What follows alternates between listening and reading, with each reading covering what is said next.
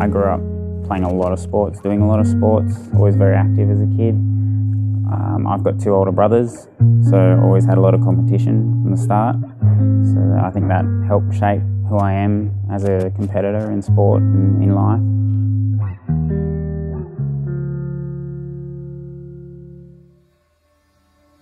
My name's Mark. I was born in 1983, mid-North Coast in Australia. I was born with a disability. It wasn't known prior to my birth, so it was a bit of a shock and a surprise to my family. It was hard. They didn't know anyone else who to rely on or ask questions to, so it was a massive learning curve for them. They already had two other sons, my older brothers, so it was very different. We all had to learn along the way, I think.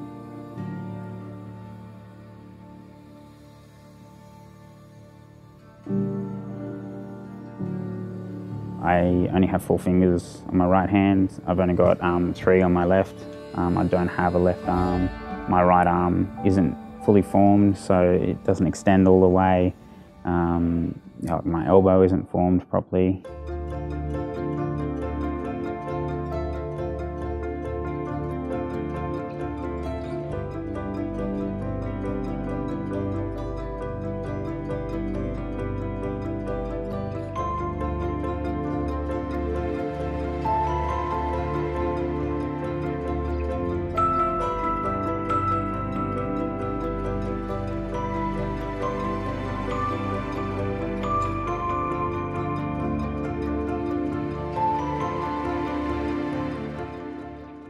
We're currently at Blockhouse in Canberra. This is my gym that I come to all the time. It's an awesome bouldering gym, and basically for a bouldering gym there's no ropes, everything's free climb. They've got all the big white mats everywhere, so you got something soft to fall on and land on. I like the freedom of not having ropes and not being tied to someone else and not being reliant having someone else when you have this free time to go climbing.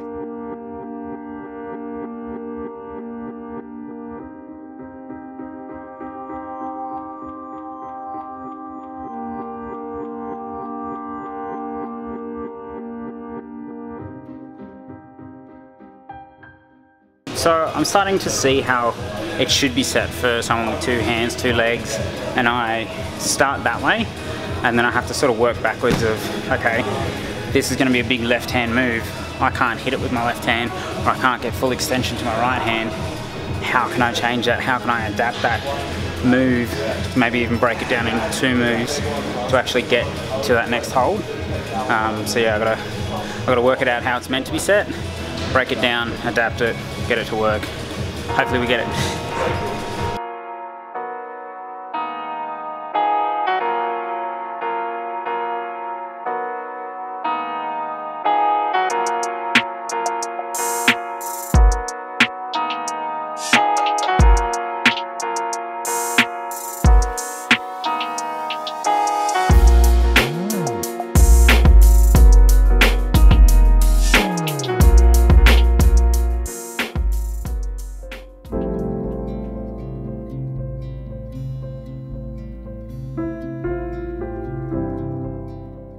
Swimming's been in my family. My dad used to swim all the time. He loved swimming. My older brothers started swimming and training and just competing.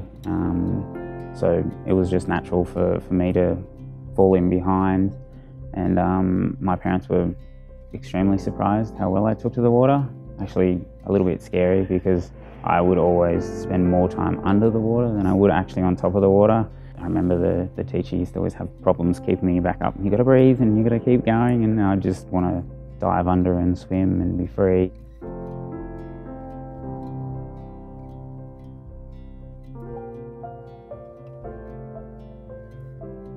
I got onto the Paralympic preparation squad when I was 13. They invited me on very, very soon after that.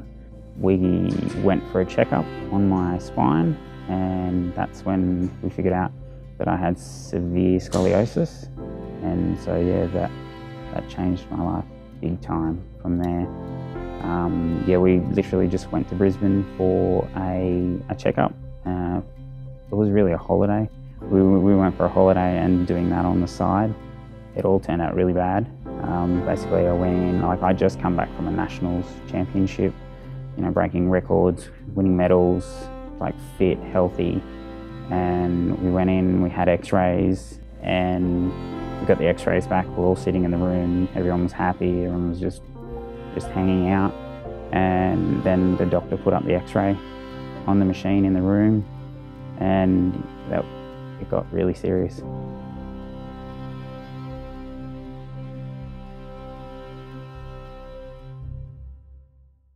Basically, the surgeon said, he put up the x-ray, he looked at it, he turned to my family and said, I can operate this Tuesday or next. That's it, no choice. It's like, your son is going to die.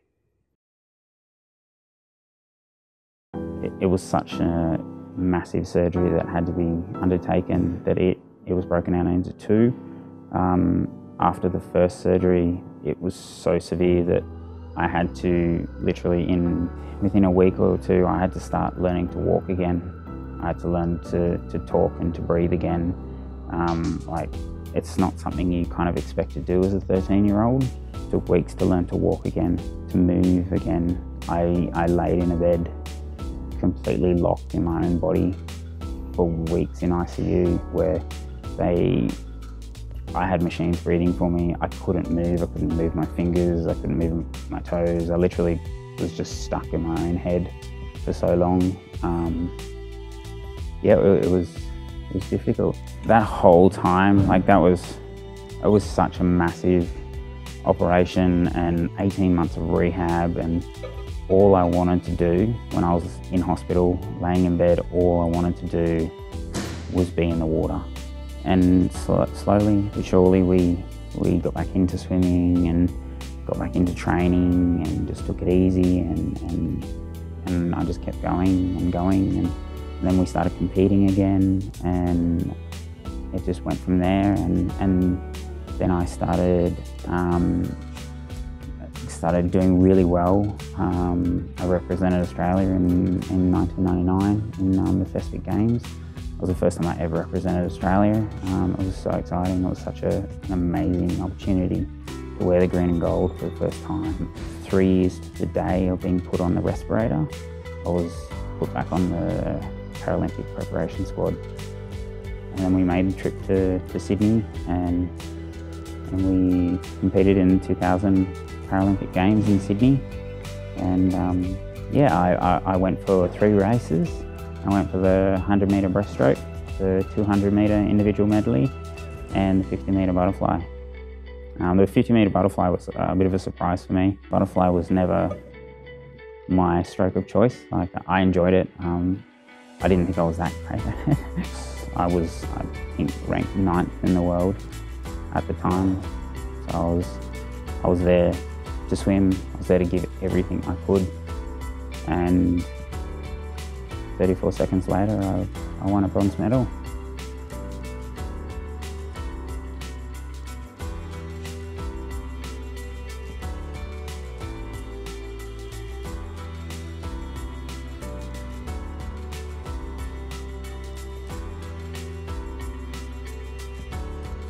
I grew up playing so many different sports and competing in so many different sports, and every sport, every game, every race.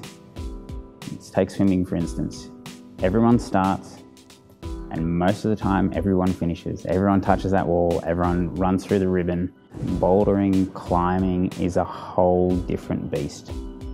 The whole idea for the route setters is to challenge you, is to stop you from finishing. So this is a sport where everyone starts, 1% finish. It's so rewarding when you get there. It's an instant satisfaction. You've made it to the end of the climb.